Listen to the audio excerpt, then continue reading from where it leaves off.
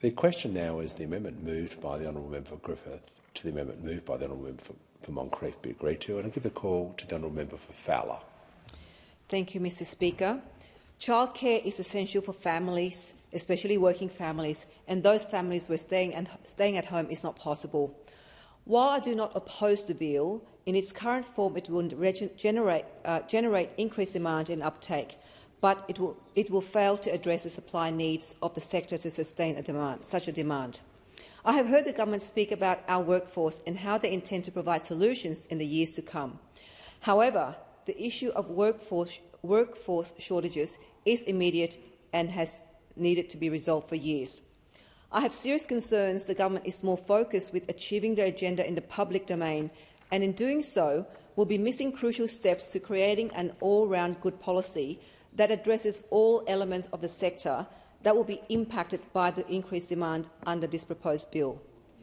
I agree with the government in recognising the early childhood education sector needs an overhaul and has many complex issues. We need well-rounded solutions, not a temporary fix. I think we can do better as a parliament and as representatives of broad and diverse electorates. Childcare providers have raised with me that they are happy to see this bill come past, but they also are scrambling to try and meet the demand in terms of staff and retention within the sector. One provider raised with me that the childcare sector's workforce has become so crippled they are turning away families at the door, not because they do not want to care for the children, but they legally cannot care for the child under the current capacity limits. This means when one staff member calls in sick, there are instances where up to 15 children will be turned away from receiving care. In tabling this amendment, I want us to focus not only on the children and families that need care, but those providing care itself. I refer to the paragraph where I note this bill will increase demand on the early childhood education sector and does not address supply. Namely, A, training individuals that wish to seek a future in the early childhood education sector, and B, a retention strategy for the early childhood education sector, specifically childcare. A key concern among stakeholders in the sector is the long-term approach to training and upskilling individuals to work in the early childhood education. Another key concern is the lack of incentives compared to other parts of the education sector. We must continue to train and entice Australians, specifically young Australians, into working in early childhood education, and that will only be achievable by improving workplace conditions and providing incentives for those that achieve long-term employment in the sector. The Labor government has made many remarks about how they are supporting low and middle-income families through this bill, but I want to make a point that while we agree on extending the threshold of which you can obtain the subsidy, the government is also removing tax relief from low and middle-income families through the abolishment of the tax offset for those earning $126,000 and under.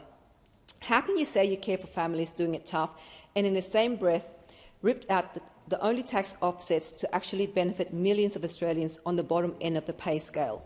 I would ask the government to reconsider this and not take the tax offsets from the most in need.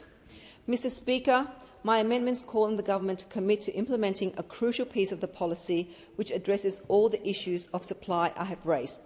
This is the National Children's Education and Care Workforce Strategy, which is a co-designed piece conducted by the Australian Children's Education and Care Quality Authority in collaboration with the entire early childhood education sector, and is supported by both private and not-for-profit providers. This in-depth and detailed plan addresses systematic issues within the sector and provides solutions such as recruitment, retainment and sustainability and quality of the sector workforce. I collaborated with the member for Kennedy, Bob Katter, in drafting this amendment to ensure that remote, rural and regional Australia is acknowledged by the government, often a geographic location overlooked, much like my own region of Western Sydney. That brings me to my next point. Western Sydney is a very diverse and multicultural community, a settlement city where migrants have and will continue to contribute to the success of our nation that we all call home. When we sing the national anthem, we sing it with pride as we are grateful for the fresh beginnings we were given and a country we have been able to contribute to building.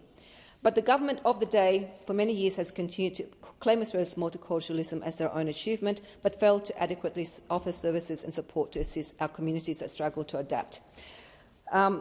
I will always support the work with the government on implementing important legislation that benefits my community of Fowler, but I will also hold them accountable when it comes to legislation that lacks the substance to fully fix many complex problems for Australian families face. I thank the member for Fowler. Is the amendment